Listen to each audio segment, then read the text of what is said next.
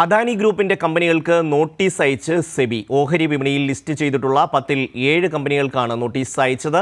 ഇടപാടുകൾ നടത്തുമ്പോൾ ചട്ടങ്ങൾ ലംഘിച്ചെന്ന് കാണിച്ചാണ് നോട്ടീസ്. ഇതിന്റെ വിവരങ്ങളും സ്വാതി നൽകും. സ്വാതി,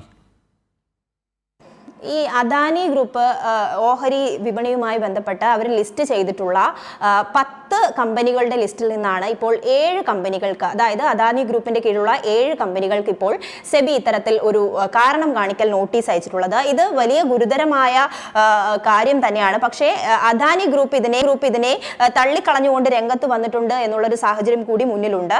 അതായത് കമ്പനിയുടെ ഡയറക്ടർമാർ നടത്തുന്ന സ്വകാര്യ ഇടപാടുകളിൽ വലിയ തരത്തിലുള്ള ചട്ടലംഘനം ഉണ്ടായിട്ടുണ്ട് എന്ന് ചൂണ്ടിക്കാണിച്ചുകൊണ്ടാണ്.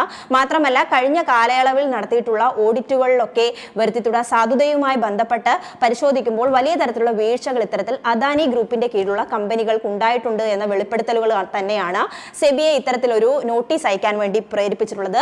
ഈ ലിസ്റ്റിംഗ് നിയന്ത്രണവുമായി ബന്ധപ്പെട്ട്, അതായത് ഓഹരി വിപണിയുടെ ലിസ്റ്റിംഗ് നിയന്ത്രണവുമായി ബന്ധപ്പെട്ട് തന്നെ വലിയ തരത്തിലുള്ള വീഴ്ച അദാനി ഗ്രൂപ്പിന്റെ നേതൃത്വത്തിലുള്ള കമ്പനികൾക്ക് ഉണ്ടായിട്ടുണ്ട് എന്നതടക്കം പരാമർശിച്ചുകൊണ്ടാണ് ഇപ്പോൾ അദാനി ഗ്രൂപ്പിലെ 7 കമ്പനികൾക്ക് നോട്ടീസ് അയച്ചിട്ടുള്ളത്.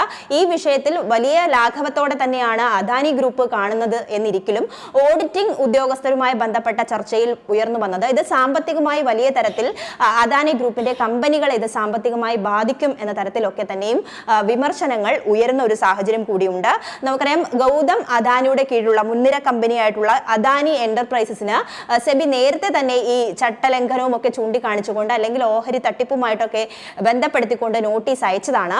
അതുകൂടാതെയാണ് ഇപ്പോൾ വീണ്ടും 7 കമ്പനികൾ ഇത്തരത്തിൽ നോട്ടീസ് അയച്ചിട്ടുള്ളത്. അതിൽ Adani green energy, Adani ports, Adani power എന്നീ കമ്പനികൾക്കൊക്കെ തന്നെ ഈ നോട്ടീസ് അയച്ചിട്ടുണ്ട്. നോട്ടീസ് കാര്യമായ പ്രശ്നം ഉണ്ടാക്കുന്നില്ല എന്നൊക്കെ പറയുമ്പോഴും നമുക്കറിയാം, അടുത്തിടെ ഹിൻഡൻബർഗ് ഇത് സംബന്ധിച്ച ഒരു റിപ്പോർട്ട് കമ്പനികൾക്ക് നോട്ടീസ് അയച്ചിരിക്കുന്നു എന്നുള്ള വിവരമാണ് സ്വാതി നൽകിയത്.